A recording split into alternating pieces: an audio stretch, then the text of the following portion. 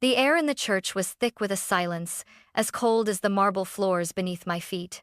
I stood alone, a solitary figure in a black dress, watching the few relatives gathered for my grandpa's funeral. They weren't weeping. No, their faces were etched with a familiar disdain, their whispers a venomous hum in the quiet room. "Good riddance to the old miser," I heard one cousin mutter. "He got what he deserved." My blood ran cold, a fire igniting in my veins. They knew nothing. Nothing about the man who had raised me, the man they now so easily condemned. They were just vultures, circling for a piece of his non-existent fortune. But as the minister finished his perfunctory prayer and looked out at the empty pews, a question hung in the air. "Does anyone wish to give a eulogy?" Silence. A heavy, suffocating silence. That's when I knew I had to speak. I had to tell them the truth about the cruelest man I'd ever known, and the hell I'd lived through with him. I had to make them understand. I just never expected what would happen next. I was 12 years old, a girl with messy brown pigtails and a heart full of daydreams, when my world came crashing down. My parents, David and Sarah Bennett, were pilots. They were the kind of people who laughed easily and loved fiercely. I remember my dad's broad, reassuring shoulders, the same ones he'd hoist me onto so I could feel like I was flying. My mom's voice was a melody, a gentle hum as she painted watercolors that filled our small suburban home with vibrant colors. Our life wasn't grand, but it was perfect. We had movie nights on the couch, backyard barbecues with neighbors, and a dog named Buster who was just as much a part of the family as I was. We were happy, but happiness, I would soon learn, was a fragile thing. A single, sharp phone call changed everything. The faces of the 2 police officers at our door were ashen. Their words were a blur, a cold, clinical summary of an airline crash in the mountains. No survivors. My dad's plane. My mom was with him. The world around me turned to static. I didn't scream. I didn't cry. The pain was too immense, a block of ice that solidified in my chest, leaving me completely numb. That's when Aunt Clara showed up. She was my mother's older sister, a woman with a perpetually pursed mouth and a sharp, calculating gaze. I'd only seen her at family gatherings, where she'd always seemed to be sizing us up. "I'll take the girl," she said to the social worker, her voice devoid of warmth. I didn't know it then, but she had an ulterior motive, a desperate hope to find some hidden fortune left by my parents. She drove me for hours, the scenery growing more desolate with each mile until we reached a place that looked like a ghost town. It was a dusty, windswept town with a single stoplight and a handful of dilapidated buildings. And there, at the edge of town, was my new home, a small, rundown farmhouse with peeling paint and a rusted tin roof. I'll never forget the first time I saw him. My grandfather, Richard Sterling, stood on the porch. He was tall, gaunt, and his piercing gray eyes seemed to look right through me, as if seeing every fault. He wasn't at all what I had pictured. I braced myself for a hug, a kind word, anything resembling comfort. All I got was a curt nod and a booming voice that would haunt my dreams for years. "You're late, Elizabeth. Don't waste my time." That was the moment my new life began. A life of silence, hard labor, and a kind of discipline that would break most people.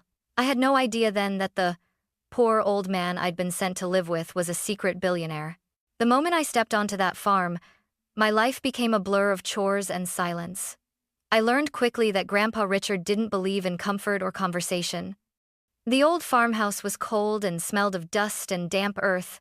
My room was a small Spartan box with a stiff bed, a single wooden desk, and a window that looked out onto a barn. There was no nightlight, no rug, nothing to soften the blow of my new reality. The only piece of decoration was a small chalkboard on the wall, with 2 words scrawled on it: "Work hard." My days were a suffocating routine, a clock wound so tight it felt ready to snap.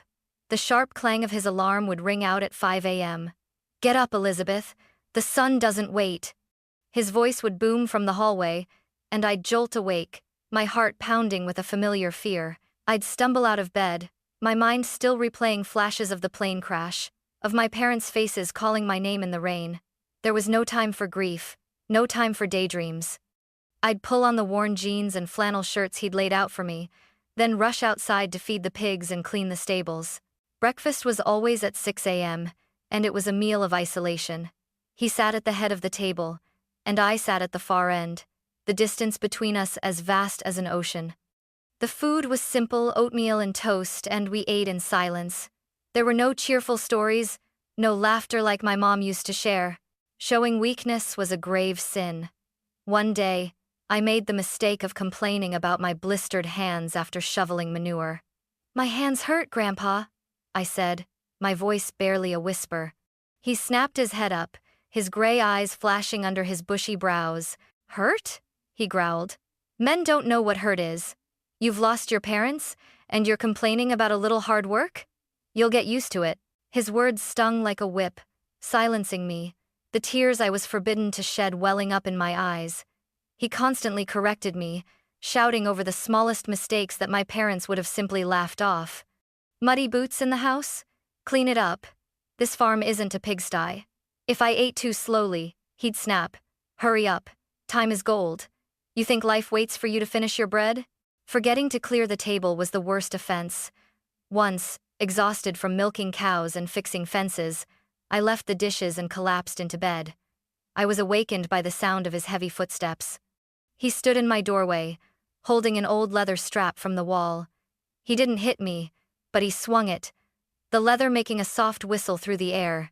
"Clean it now. No one does your work for you in this life."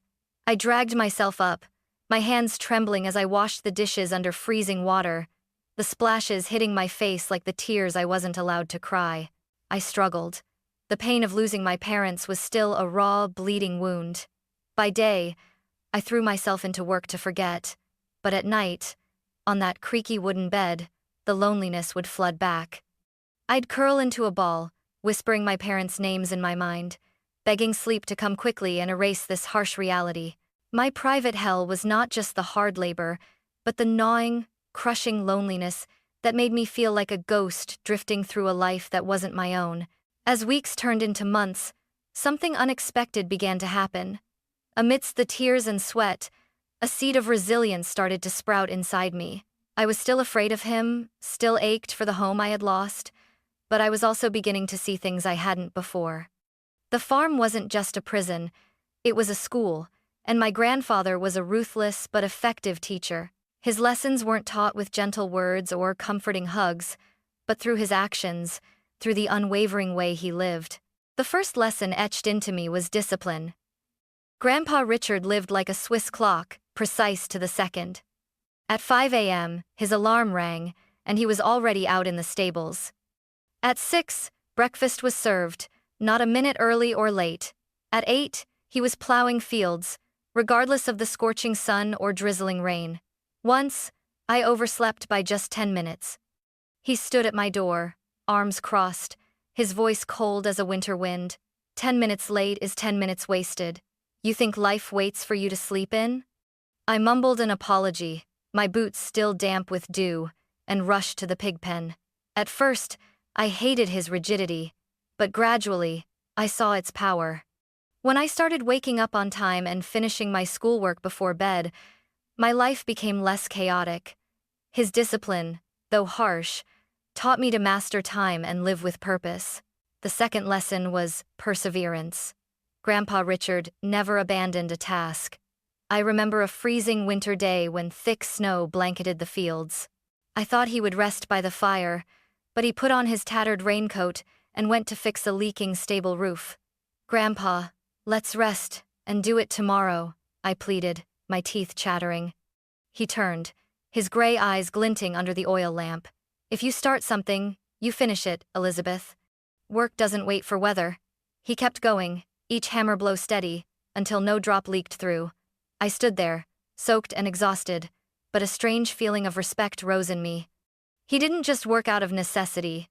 It was how he lived, relentless, unyielding, like an old oak standing firm in a storm. From then on, whenever a math problem was too hard or I wanted to give up from exhaustion, I thought of him fixing that roof in the snow. His frugality was the next lesson. He never wasted a thing. Leftover bread was carefully wrapped, dropped nails were picked up, and wood scraps were saved for the fire. He kept a small, worn leather notebook where he recorded every single expense. Once, I accidentally spilled a bottle of fresh milk on the kitchen floor. He didn't yell. He just looked at the white puddle and sighed. That milk is sweat, Elizabeth. One spill is one effort wasted. I was ashamed, not because he scolded me, but because he was right. He lived frugally, not out of stinginess, but because he understood the value of small things. From then on, I learned to cherish every penny. I started patching torn clothes and saving the coins I earned from helping him sell hay. He also taught me honesty and responsibility. Lying is lying to yourself, Elizabeth, he would say, his voice like stone. Is that how you want to live? I learned to face the truth, even when it hurt. And he never shirked his duty to the ancestral land, or to me. I once asked him, "Why don't you sell the farm and live in town for an easier life?" He looked at me with a pensive gaze. A person doesn't run from responsibility, Elizabeth. This is our ancestors' land. Abandoning it is abandoning yourself. His words hit me like a hammer, waking me up. I began to understand that being strong wasn't just about physical strength, but about shouldering burdens, no matter how heavy. These lessons, forged in the crucible of the farm, were the silent baggage he gave me. He was forging me into a woman, not with tender love, but with lessons as sharp as a blade, cutting away my weakness to reveal the steel within. But as I approached 18, this newfound strength would lead to our greatest conflict. The air was electric with tension, thick and suffocating like a coming storm. It was the evening of my 18th birthday. I had just gotten my final report card, a sheet full of A's and B's. My heart was pounding not with pride, but with the hope that he would finally see me, truly see me. I walked into the kitchen, the worn leather of my old art portfolio clutched tightly in my hand. He was sitting at the table, just as always, a cup of coffee steaming in front of him. I placed the report card on the table. "I got into art school, Grandpa," I said, my voice trembling but firm. "It's the best one in the state. I want to be a painter, just like Mom." He didn't even look at the report card. He reached for a stack of papers beside his coffee cup college applications I had never seen before. "You will go to a business school," he stated, his voice flat and final. "You'll study finance. It's the only way to a secure future." My blood ran cold. "No, Grandpa. I don't want to. I want to create things. I want to paint." His bushy eyebrows knitted together, a dark cloud gathering over his eyes. "Paint?" he sneered. "Foolish. Short-sighted. You want to waste your life like that? You think a few colored blobs on a canvas will feed you when you're old?" His words were like a physical blow, slicing through years of suppressed emotions. All the loneliness, all the resentment from a childhood spent toiling in his shadow, erupted inside me like a volcano. The chair scraped loudly as I shot to my feet. "You're always so controlling," I screamed, my voice echoing in the cold, quiet kitchen. "You never understand me. You never cared what I wanted. You think I haven't lost enough? I lived through hell here, doing everything you demanded. But have you ever once asked me how I felt? Have you ever cared that I lost my parents? Don't you know it hurts?" He stood up, towering over me, a stone statue coming to life. His face was flushed, his hands clenched into fists. "Ungrateful," he thundered. "You think I raised you, taught you all this, just so you could throw it away on foolish ideas? Have you forgotten everything I've done for you? I've given you a home, food, a future." "You didn't give me a future," I yelled back, tears finally breaking free, streaming down my face. "You took away the one I wanted. All you ever did was give orders and criticize. You didn't save me. You just made me an orphan who works for you." He took a step towards me, his finger jabbing into my chest. "You want freedom? Go. But don't you dare come back when you fail." His words hit me like a sledgehammer, shattering the last sliver of hope I had. There was no reasoning with him. I ran from the kitchen, from the house, from him. I grabbed my worn backpack, stuffed it with a few clothes, a notebook, and my last treasured photo of my parents. I didn't look back. I didn't say goodbye. The cold night wind stung my tear-soaked face as I walked down the gravel road, the darkness swallowing my footsteps. I was running away, but I didn't know where I was going. And for the first time in years, I was completely, utterly alone again. I walked for hours, the cold night air and the aching in my legs finally forcing me to sit under a lone oak tree by the side of the road. My anger, a raging fire just moments before, began to die down, leaving behind a cold, heavy lump of regret in my chest. His words, "You want freedom? Go," echoed in my mind, but so did his lessons. Discipline, perseverance, responsibility. He wanted me to be strong, to survive. He was right. Running away was foolish. I hated to admit it, but he had always been right. As dawn broke, painting the fields in shades of gray and gold, I began the long, humiliating walk back. My backpack felt heavy, but my heart felt even heavier. I imagined standing before him, my face a mask of shame, apologizing for my outburst. I would tell him I'd go to business school. I'd tell him thank you, for the first, and perhaps last time. But when I pushed open the front door, the house was eerily silent. No clock ticking, no sound from the stables. My heart pounded against my ribs. I found him in the kitchen, lying motionless on the floor, still clutching his small leather notebook. "Grandpa?" I whispered, my voice trembling. He didn't respond. He was gone. The doctor said it was a stroke, a silent departure in the very house he'd spent his life preserving. The funeral was held 3 days later. The sky was overcast, as if mourning alongside me. The small church was filled with relatives I hadn't seen in years, aunts, uncles, and cousins with unfamiliar faces. They weren't there to grieve. Their hushed whispers, flat and emotionless, told me everything. The old miser finally kicked the bucket. I heard my Aunt Clara say. No one could stand him. Lived alone, died alone. My heart pounded, a mixture of grief and pure fury. They knew nothing about him. To them, he was just a cruel, heartless old man, a cold statue. As the minister finished his service, he paused, looking out at the congregation. "Does anyone wish to say something about Richard?" he asked. Silence. No one moved. My Aunt Clara looked down at her hands.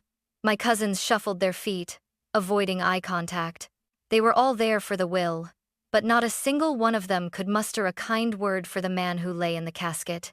That silence was a knife twisting in my chest, a final, cruel judgment on a man they never knew.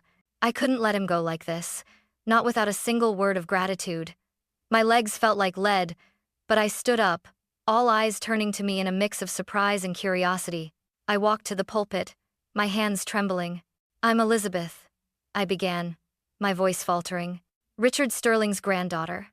I took a deep breath, ready to tell them the truth.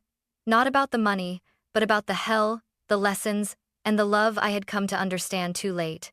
I gripped the pulpit, my knuckles white, and looked out at the sea of cold, judgmental faces. "People think he was cruel," I began, my voice steadier now. And he was. He scolded me for tracking mud into the house, for my poor report cards, for crying when I missed my parents. He made me wake up at 5 a.m., work until I was exhausted, and never offered a single word of comfort. A few of the relatives nodded in agreement, a smug look on their faces. Clara even let out a small, derisive laugh. I ignored them, my gaze fixed on the casket. "I used to hate him for it," I continued, my voice thick with emotion. "I thought he didn't love me, didn't understand me, but I was wrong." The whispers in the pews died down. The relatives shifted uncomfortably. "He taught me discipline, by waking up on time and never letting a single moment slip away. He taught me perseverance, like the time he fixed the stable roof in the snow, never giving up despite the freezing cold. He taught me thrift, because every spilled drop of milk was a wasted effort, his sweat. He taught me responsibility, because he never abandoned this land, and he never abandoned me, even though I was just an orphaned kid who gave him headaches. And he taught me honesty, even when the truth hurt." I stopped, tears finally spilling over, hot and unstoppable. He was the strongest man I ever knew. He was a man of his time, shaped by a world that taught him to be tough, not tender. I only wish I had thanked him while he was alive. I stepped down from the pulpit, my legs shaking, and walked back to my seat, a raw silence filling the church. My eulogy hadn't changed how they saw him, but it was my farewell, my final gift to the man who had forged me. As I sat there, a man in a crisp gray suit walked up to me. It was Robert Thompson, Grandpa's lawyer. He had a worn leather briefcase in his hand. "Jameson?" he asked. I shook my head. "Elizabeth. I'm Elizabeth." He gave a small, warm smile. "Elizabeth," he corrected himself. "I am here regarding the will of Richard Sterling." The words hung in the air, pulling every eye in the room to me. I had forgotten about the vultures. Mr. Thompson opened his briefcase and pulled out a thick folder. "On behalf of Mr. Sterling," he said, his voice low and steady, "I would like to inform you that you are his sole heir. He was a very private man. In fact, most of his relatives here knew nothing about his true wealth." He paused, then looked me directly in the eye. "Congratulations, Elizabeth. This is what he left for you." I froze in shock. The man I thought was a poor, cruel farmer was a billionaire. The word billionaire hung in the air, a physical weight that pressed down on me. I watched my Aunt Clara's face turn from smug satisfaction to a mask of pure, unadulterated fury.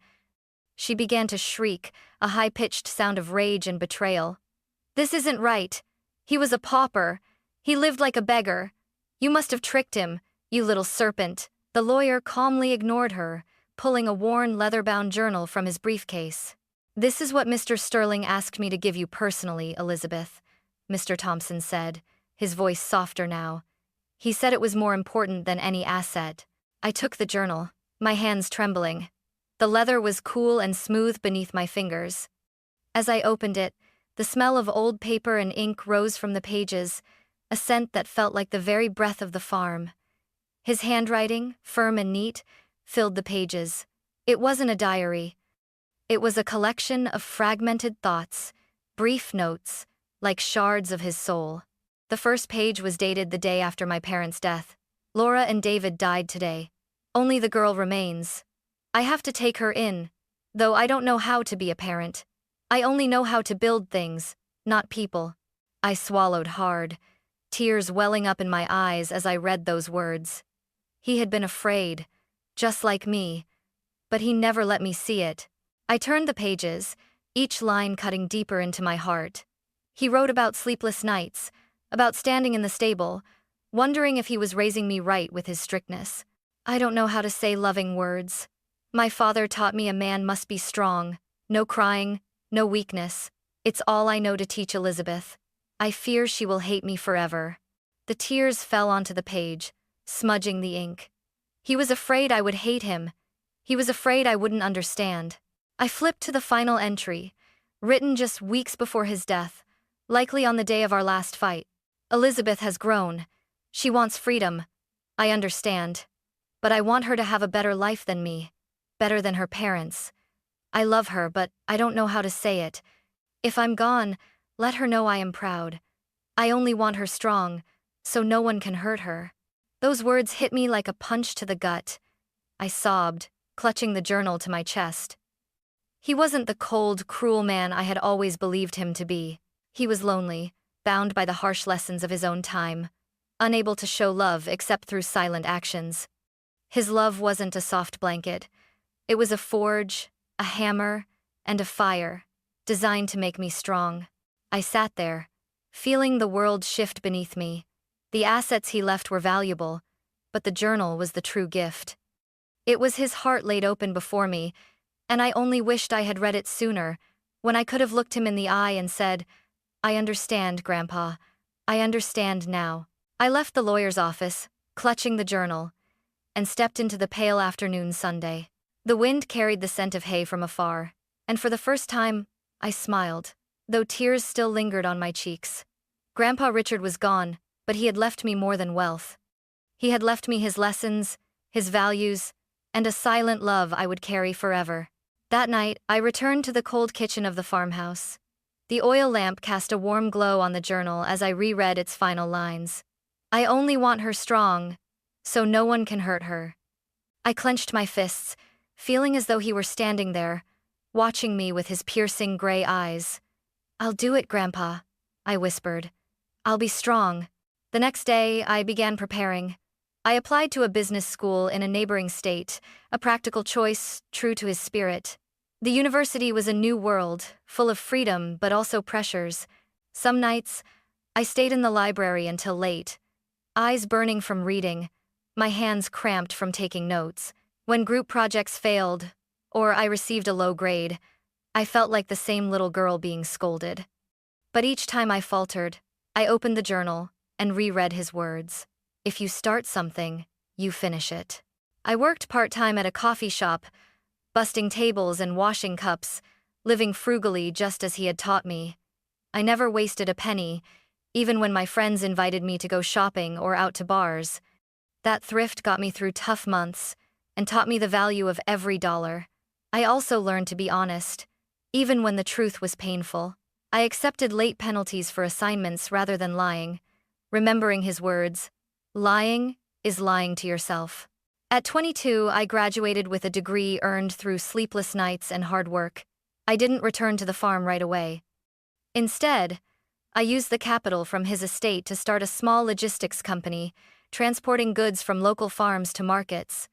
The idea came from my years on the farm, watching him struggle to sell his produce. Starting a business was tough. Trucks broke down, clients didn't pay on time, and some shipments spoiled.